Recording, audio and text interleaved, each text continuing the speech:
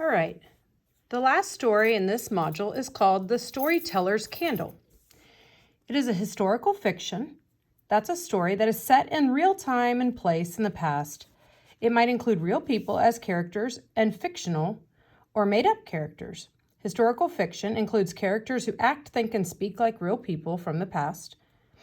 Authors of historical fiction tell the story through important events. So it's based upon some real events, but some of it may be made up. Here's our introduction. We have a heading here.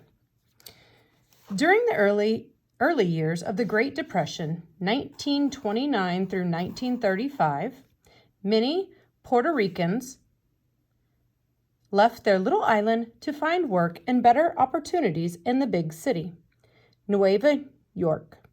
Most lived in a section of northern Manhattan that became known as El Barrio, which meant the neighborhood in Spanish. Winter was harsh for the people of El Barrio.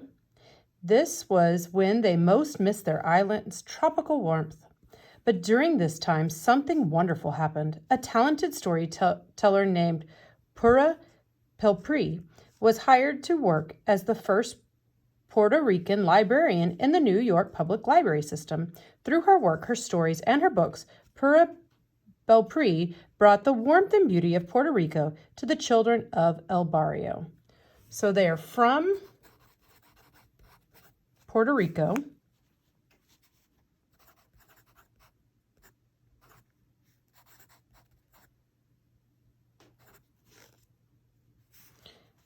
And now they live in New York. Okay, so that's just kind of giving you the setting, the where it's happening. So what we're going to do is we're going to read part of this story, and then you're going to read the rest on your own. If you do not have your textbook, because you're only at home for a few days or something, I have taken screenshots and made a slideshow of the last few pages that you're going to read, so don't worry, you're going to have the work to read. Make sure you make notes as we go. Hildemar shivered with cold as she walked home from school with her cousin Santiago. The icy afternoon wind froze their hands and burned their faces. It was the last week of school before winter break. It was also Hildemar's first Navidad in New York. The winter surprised Hildemar. She had never felt so cold before. Only a few months earlier, Hildemar had traveled with her family from Puerto Rico to New York on a large ship called El Ponce. The journey took 5 days. Now the summer sun seemed very far from El Barrio. And so Hildemar and Santiago rushed home as fast as they could to warm their hands by the old iron stove. So it is very cold where they live. Okay, so their complete climate has changed, right? From a nice, warm, tropical place, and now it's cold where they're at. That evening, the family sat down to eat together. Bendito, Mama Nenita said with a sigh. How I miss the soft breeze of December nights on our little island. Ah, said Tío Pedro, Santiago's father. I miss the delicious pasteles and the smell of roasting pork everywhere. I remember the pernadas and aguinaldos when family and friends came to visit. Sing, dance, and eat, said Tita Maria, Santiago's mother, closing her eyes and humming. El Dia de los Reyes, Three Kings Day, was the best day of the year, Santiago chimed in. Do the kings travel this far? Asked Hildemar. Will they come this year? So they're remembering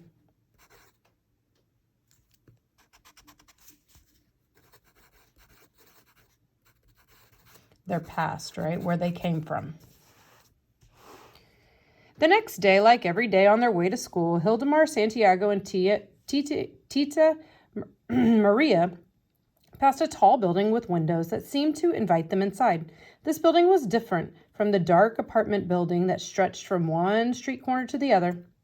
Tita Maria, what's inside? Hildemar asked. Can we go in? That's the library, Tita Maria replied. The libraries are not for noisy niños like you. How about grown-ups like you? Asked Santiago. We don't speak English, and the people in there don't speak Spanish, she told them. And so it was that they never went inside. Hold on just a minute. The lights just went out in my room here at school. so they don't go inside the library.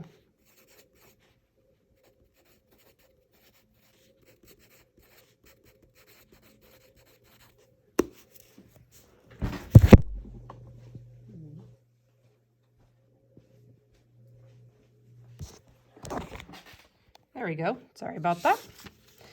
So kind of sad. They didn't go inside because they didn't speak the language. So let's find out what happens. Looks like they're at school. Some kind of puppets. But then that afternoon, a special guest came to Hildemar and Santiago's class. She was a tall, slender, okay, here's a vocabulary word. Slender means thin, woman with dark eyes and that sparkled like luceros in the night sky. When she spoke, her hands moved through the air like wings of a bird. Buenos dias, good morning, she said. My name is Pura Belpre. I come from the public library, and I bring stories and puppets to share with you today.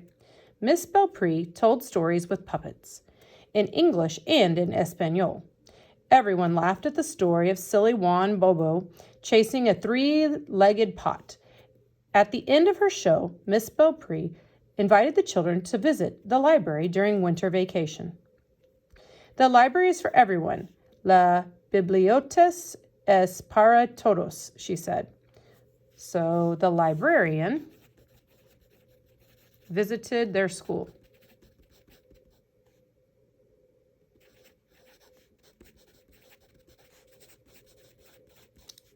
And the best part was she invited all of them.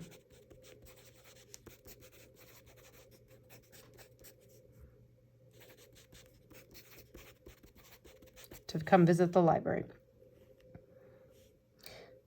Hildemar couldn't wait to tell everyone in El Barrio the good news. When Tita Maria picked the children up from school that day, they told her about this special guest, the stories, the puppets, and the library. Tita, they speak Spanish in the library, Hildemar shouted. Can we go to the library today? Santiago begged. Espanol in the library? But Nenes, I am very busy today, she explained. I promise I'll take you one day. I want Mami to come too, said Hildemar, but she's always working. Maybe we can all go on Saturday, suggested Tita Maria. Viva! Hooray! Hildemar and Santiago clapped and skipped all the way to the Bodega Centurica, where Don Ramon and Don Sofia sold fresh vegetables, bread, and cafe. So here they are.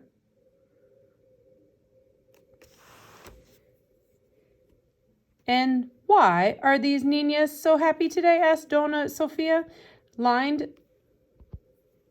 leaning from behind the countertop.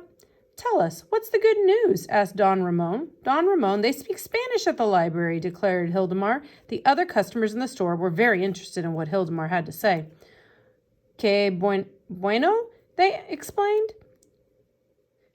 Do they have books in Spanish too? Dona Sofia wanted to know. Bueno, ye vermos? We'll see, said Don Ramon. That Saturday, Hildemar's mother and Tita Maria invited Don Sofia and Don Ramon to come with them to the library.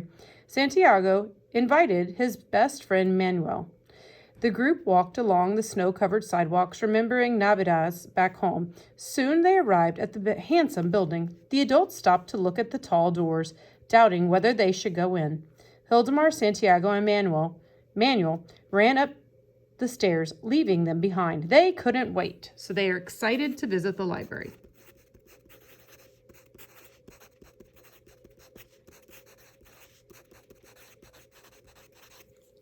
Now, you are going to finish.